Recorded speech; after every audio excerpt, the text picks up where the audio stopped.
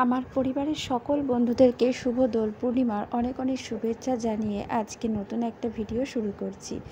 আজকে আমার গোপাল সোনা কীভাবে হোলি খেলবে, তার পুজো আমি কিভাবে করব আজকে তোমাদের সাথে সেটাই শেয়ার করব।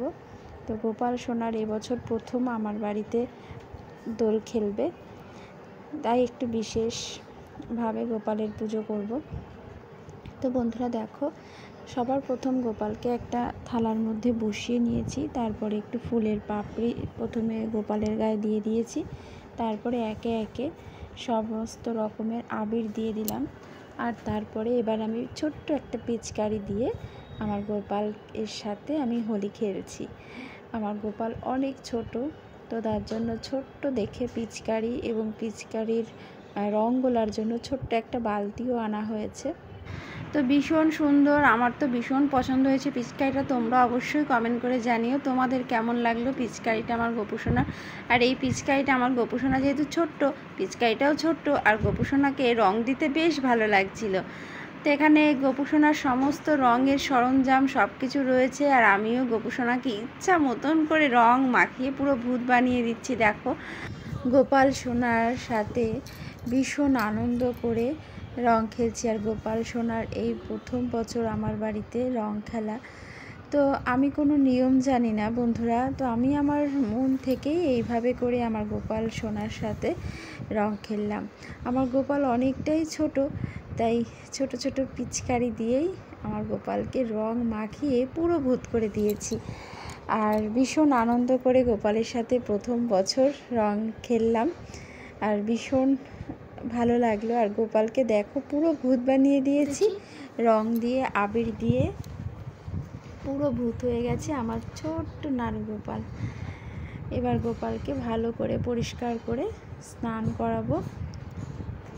তো বন্ধুরা, তোমরা কে কীভাবে গোপাল সোনার সাথে রং খেলেছো অবশ্যই কমেন্ট করে জানাবে। আমি তো আমার গোপালের সাথে ঠিক এভাবে করেই রং খেললাম, বেশ ভালো লাগলো গোপালের সাথে রং খেলে। আর গোপাল সোনা একেবারে ভিজে পুরো স্নান হয়ে গেছে রং খেলে।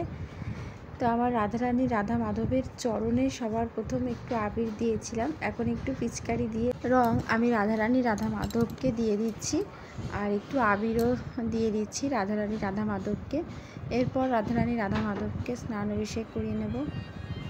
রাধারানী রাধা মাধবকে গঙ্গার জল দিয়ে ভালো করে স্নান অভিষেক করিয়ে নিচ্ছি। রাধারানী রাধা মাধবও একটু আবির খেলে নিল, গোপাল সোনাও আবির খেলেছে। এবার গোপাল সোনা স্নান অভিষেক করে নিচ্ছে। তো গোপালকে ভালো করে পরিষ্কার করে স্নান অভিষেক করিয়ে নিচ্ছি, তারপর ভালো করে মুছিয়ে সুন্দর করে আসনে বসিয়ে দেব। আর গোপাল সোনার জন্য এই দোলনাটা আজকে আনা হয়েছে। তো গোপাল সোনা সাজুগুজু করে আবারও দোলনায় বসে পড়েছে। আর আমার জিয়া এসে আবারও একটুখানি গোপালের গায়ে রং দিয়ে দিয়েছে। গোপালের আজকে আর রং খেলা শেষ হচ্ছে না। যাই হোক, জিয়া ও বাচ্চা মানুষ, ও এসে আবার একটু রং দিয়ে গেছে। আর আমি মালা চন্দন দিয়ে সুন্দর করে সাজিয়ে গুছিয়ে ভগবানের পুজো করে নিয়েছি। আর তোমাদের সাথে পুজোটা শেয়ার করলাম না, কারণ আমি তো সবসময় তোমাদের সাথে শেয়ার করি। আর এখানে আমি ভোগ নিবেদন করে দিয়েছি। আর আজকে আমি ভোগে করেছিলাম নিজের হাতে লুচি, পায়েস আর ফল মিষ্টি তো রয়েছে। তো সব কিছু দিয়ে সুন্দর করে ভোগ নিবেদন করে দিয়েছি। আর গোপাল সোনাকে দোলনায় বসিয়ে একটু দোলও দিয়ে দিলাম।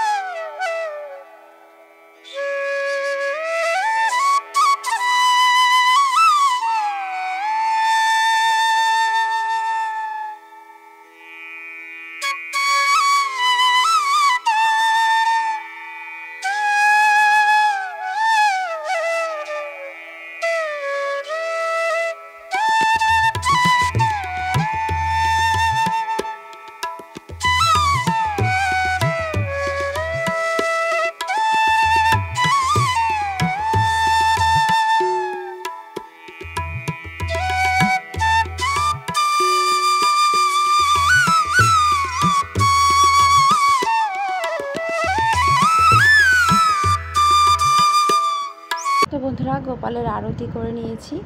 আর এবারে আমি প্রণাম করে নেব আমার ভগবানদের সবার কাছে। আর আমার পুজোতে যত ভুল ত্রুটি অন্যায় হয়েছে আমাকে যেন ক্ষমা করে দেন এবং আমার পুজো যেন গ্রহণ করেন, মনে মনে এই প্রার্থনা জানিয়ে আমি প্রণাম করে নেব।